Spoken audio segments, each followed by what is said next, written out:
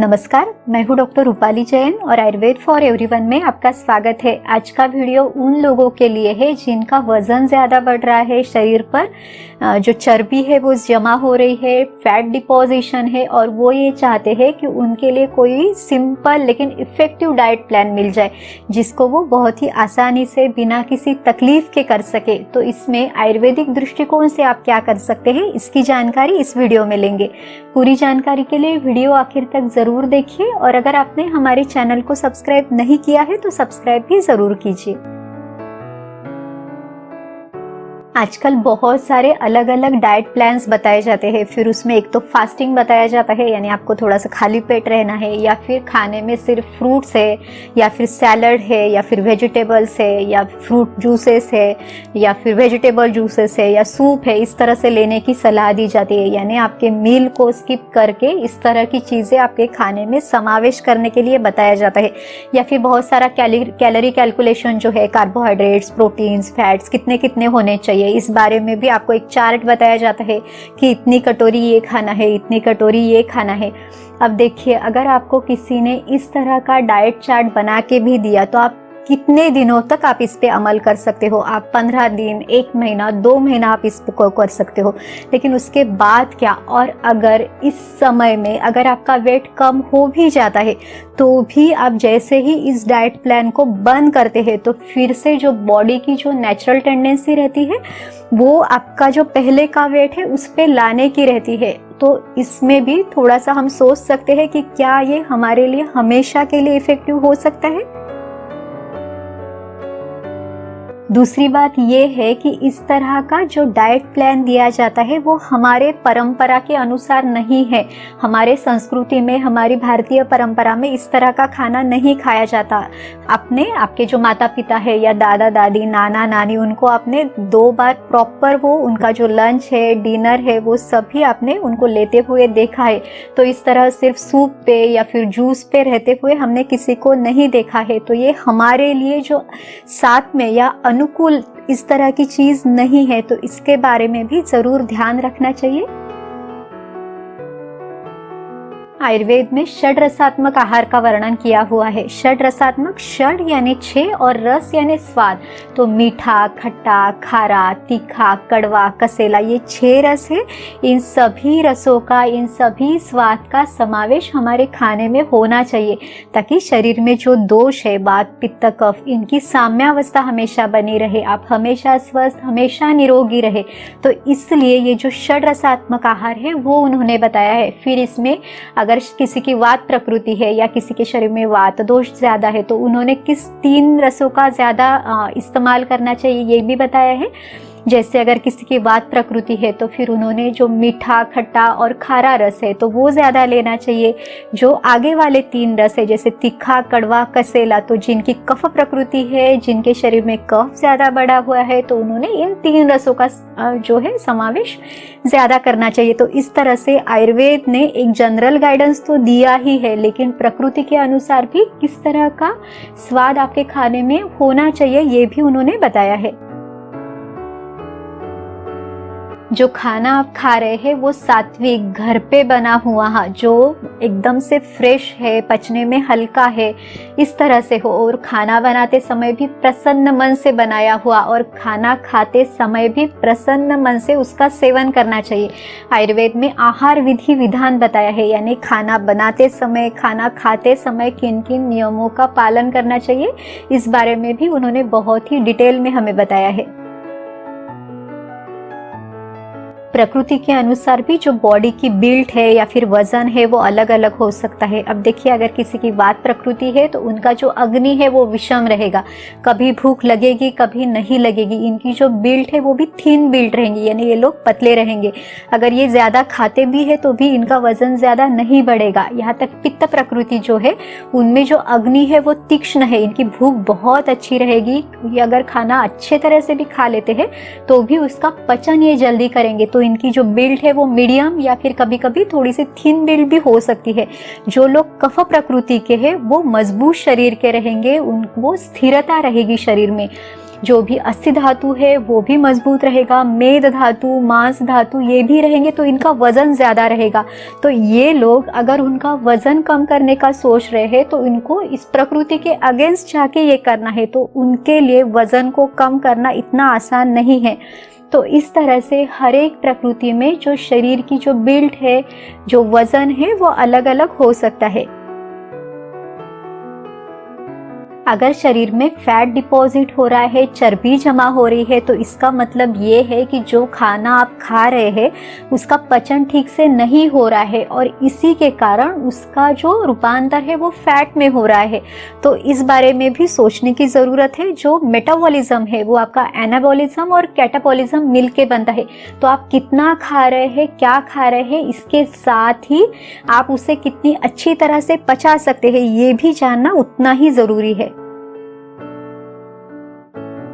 देखिए, निसर्ग में पशु पक्षी जो है वो निसर्ग के नियमों का पालन करते हैं। वो सूर्योदय से लेके सूर्यास्त तक ही जो भी उनको खाना पीना है वो लेते हैं। और जो मनुष्य प्राणी है वो भी अगर इन नियमों का पालन करे तो वो भी स्वस्थ रह सकता है।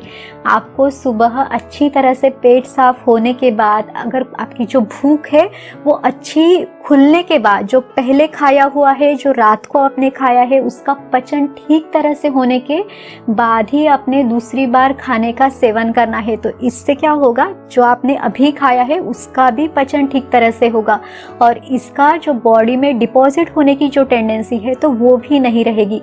शाम का भी जो खाना है वो भी हल्का लेना है और वो 7 या मैक्सिमम 7:30 बजे तक हमने लेना है। तो इसका पचन भी उससे जो इसकी जो प्रोसेस है पचाने की वो भी ठीक तरह से होगी। और जो आपका खाने का समय है यानी 7 साढ़े 7 बजे से लेके आपके सोने तक, यानी अगर आप 10 साढ़े 10 बजे सोते हो तो बीच का ये जो 3 घंटे का समय है वो भी इसके पचन में आपको उसकी मदद मिल सकती है। जो खाना है वो हमारे जठर से यानी स्टमक से नीचे जाएगा, तो रात भर भी इसका जो डाइजेशन है वो प्रॉपर तरीके से होगा और इस तरह से शरीर में फैट जमा होने की जो टेंडेंसी है वो नहीं होगी। आपका जो वजन ज़्यादा बढ़ रहा है वो भी नहीं बढ़ेगा। आपको जब भी भूख लगे, जितनी भूख लगे, जितनी आपकी पचाने की क्षमता है, जैसी आपकी प्रकृति है, जो आपका ट्रेडिशन है, उन सब का विचार करके ही आपने जो खाना है उसका सेवन करना चाहिए। दूसरी जो चीज़ है, अगर आपको फास्टिंग करना है तो आप कैसे कर सकते हैं। देखिए, जो उपवास है वो हमारे जो हमारा रिलीजियस एस्पेक्ट है तो उसमें बताया है, लेकिन आप आपके स्वास्थ्य के लिए भी ये उपवास कर सकते हैं। तो हफ्ते में एक दिन एक बार का उपवास आप कर सकते हैं। इसे एकासन कहा जाता है, यानी आप सुबह आप खाना खा सकते हैं, फिर जो शाम का खाना है उसको आप स्किप कर सकते हैं। तो इससे क्या होगा, अब देखिए सुबह का ही क्यों खाना है, क्योंकि सुबह जो हमारी अग्नि है वो वैसे भी अच्छी रहती है, तो जो भी खाना हम खाते हैं उसका जो डाइजेशन है वो अच्छी तरह से होता है। लेकिन शाम के बाद जो डाइजेशन है वो थोड़ा स्लो डाउन होता है। तो अगर आप शाम को खाना नहीं खाते और इस समय जो आपको भूख लगती है वो आपके शरीर में जमा जो भी कोई अनडाइजेस्टेड फूड है तो उसको पचाने में मदद कर सकती है। तो इस तरह से एक ये बॉडी का जो नेचुरल क्लींजिंग है वो इससे हो सकता है। तो ऐसे भी अगर आपको सूट होता है तो आप हफ्ते में एक दिन एक बार का उपवास आप ट्राई कर सकते हैं। हमारे डाइजेशन में हम पानी कितना पीते हैं इसका भी बहुत ज़्यादा महत्व है। जितनी प्यास है उतना पानी ज़रूर पीना चाहिए, लेकिन अगर आपको प्यास नहीं है फिर भी आप पानी पी रहे हैं तो ये सही नहीं है। ये आपको आपका जो अग्नि है, जठराग्नि है, उसको बुझाएगा और फिर शरीर में अग्निमांद्य ये उत्पन्न कर सकता है और फिर इसके बाद जो भी खाना आप खाते हैं उसका पचन ठीक से नहीं होगा। जो अतिरिक्त जल है या फिर जो बहुत ही ज़्यादा लिक्विड डाइट है उससे शरीर में क्लेद बढ़ सकता है और फिर इससे ही जो शरीर में वाटर रिटेंशन की जो टेंडेंसी है या फिर कभी कभी स्वेलिंग भी रह सकती है। काफ़ी लोगों में जब वज़न ज़्यादा रहता है तो उसका कारण उनके शरीर में जमा ये जो अतिरिक्त पानी है, ये जो सूजन है, ये भी हो सकता है। तो पानी उतनी ही क्वांटिटी में लेना चाहिए जितनी आपकी बॉडी की ज़रूरत है, जैसी आपकी प्रकृति है, जितनी आपकी प्यास है, उन सब का विचार करके ही कितनी मात्रा में आपने पानी पीना चाहिए इसका आपने निर्धारण करना चाहिए। अगर आप रात को लेट सोते हैं या फिर आपको बहुत ज़्यादा स्ट्रेस या फिर टेंशन रहता है, एंग्जाइटी रहती है, तो इसके कारण भी आपके शरीर के जो हार्मोन्स है वो डिस्टर्ब होते हैं और इसका असर जो है आपके डाइजेशन पे भी हो सकता है। अगर डाइजेशन भी ठीक से नहीं हुआ तो भी शरीर में जो ये फैट डिपोजिशन की टेंडेंसी है, वजन बढ़ने की जो टेंडेंसी है वो बढ़ सकती है। स्ट्रेस को या टेंशन को कम करने के लिए नस्य चिकित्सा आप कर सकते हैं। घर में किया जाने वाला और बहुत ही इजीली होने वाला जो नस्य का प्रकार है वो है प्रतिमर्श नस्य। तो इसमें जो गाय का घी है उसकी 1 या 2 बूंदे नाक में डालना, या फिर पादाभ्यंग जो फुट मसाज है, तो उस पाव के तलवों को जो गाय का घी है या फिर नारियल तेल है उसका सोने के पहले आप मालिश कर सकते हैं। तो इससे भी आपकी नींद की क्वालिटी अच्छी रहेगी, साउंड स्लीप रहेगी। जो आपका अगर आपको टेंशन है, स्ट्रेस है, तो वो कम होने में भी इससे आपको मदद मिल सकती है। और अगर इसका असर आपके डाइजेशन पे और डाइजेशन के कारण अगर ये फैट डिपोजिशन है तो उस पे भी इसका असर दिखेगा। तो ये भी आप ज़रूर करके देखिए। आयुर्वेद में जो दिनचर्या बताई है या फिर ऋतुचर्या बताई है तो उसका पालन भी ज़रूरी है। आपका नित्य कर्म है, जो आपका शेड्यूल है, उसमें भी आपने प्राणायाम है, मेडिटेशन है या फिर कोई भी शारीरिक जो भी व्यायाम है उसको ज़रूर करना है। अगर आपकी सीडेंटरी लाइफस्टाइल है, कोई भी आप व्यायाम नहीं करते हैं, तो इस अवस्था में सिर्फ कोई डाइट प्लान अपना के या फिर कोई औषधि देके वज़न को कम करना इतना आसान नहीं है। तो ये जो है फिजिकल एक्टिविटी को बढ़ाना ये भी उतना ही ज़रूरी है। वजन को कम करने के लिए या फिर जो चर्बी या फैट डिपोजिशन है उसको कम करने के लिए बहुत सारी अलग अलग औषधियाँ यानी आयुर्वेदिक औषधियाँ भी दी जाती है। लेकिन जब भी ये औषधि आपको सजेस्ट की जाती है तो वो स्पेसिफिक आपके प्रकृति के अनुसार, आपकी एज के अनुसार, जो आपके ओबेसिटी का कारण है उसको देखकर सबका विचार करके ही आपको चिकित्सा दी जाती है। और काफ़ी बार जो शोधन चिकित्सा है यानी जो पंचकर्म चिकित्सा है उसका भी जो प्रयोग है वो ज़रूरी रहता है। और इसे भी ऋतु के अनुसार करना चाहिए, यानी कौन सा पंचकर्म किस मौसम में करना चाहिए ये भी उसका जो आपको पूरा फल है वो मिलने के लिए बहुत ज़रूरी है। अगर आपको इसके लिए प्रॉपर ट्रीटमेंट लेनी है तो आपके पास आप जहाँ रहते हैं वहाँ पे जो भी आयुर्वेद चिकित्सक है आप उनकी सलाह, उनका गाइडेंस आप ले सकते हैं। वजन कम करने के लिए कोई भी शॉर्टकट को अपना के अपना समय और अपने पैसे वेस्ट ना करें। कोई भी शॉर्ट टर्म डाइट प्लान हमारे लिए उतना असरदार नहीं हो सकता। जो आयुर्वेद की जो जीवन शैली है, जो दिनचर्या है, ऋतुचर्या है, खान पान में, आहार विहार, आचारों में जो बदलाव उन्होंने बताया है वो करना ज़रूरी है। तभी आपको उसके पूरे जो रिजल्ट्स है वो दिखेंगे।